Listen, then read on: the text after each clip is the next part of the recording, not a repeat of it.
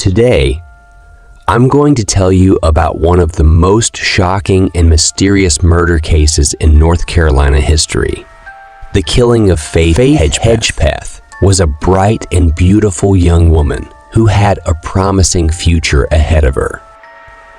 She was a member of the Halliwa, Saponi Native American tribe, an honor student, a cheerleader, and a volunteer at the Unk American Indian Center. She dreamed of becoming a pediatrician or a teacher after graduating from college. But on September 7, 2012, her life was brutally cut short by an unknown assailant who beat her to death with an empty liquor bottle in her off-campus apartment. Her body was found by her roommate, who had left the night before to stay with a friend. The crime scene was horrific, with blood splattered all over the walls and floor. There was also evidence of sexual assault and male DNA left behind by the killer. Who could have done such a terrible thing to Faith? And why? For 9 years, these questions haunted her family, friends, and the Chapel Hill community. Despite having a lot of forensic evidence, the police were unable to identify or arrest any suspects.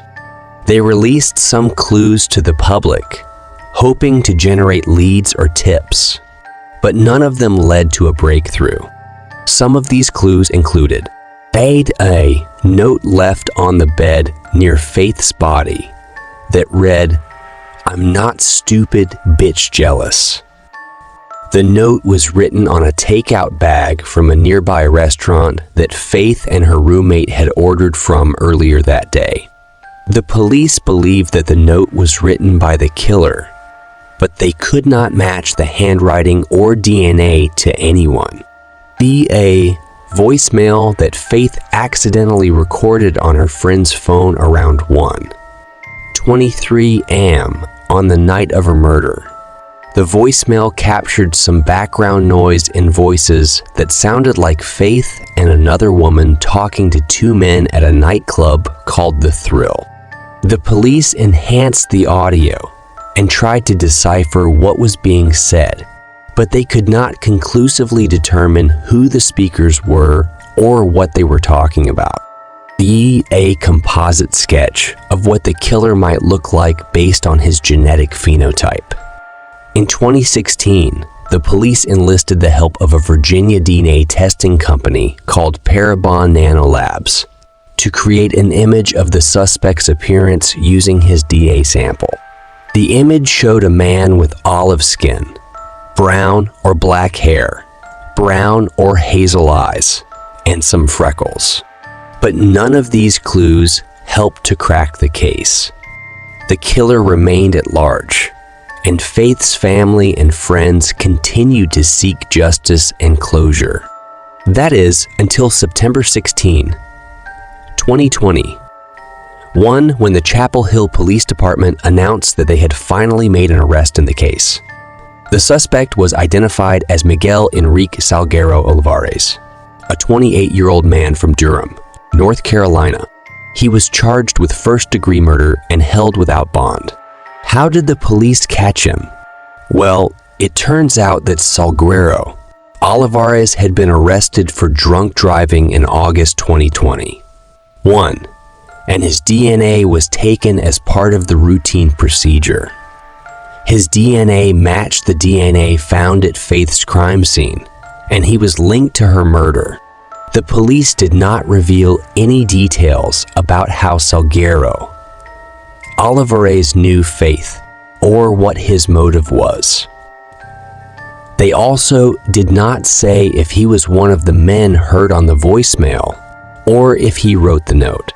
They only said that he was not someone they'd considered as a suspect before.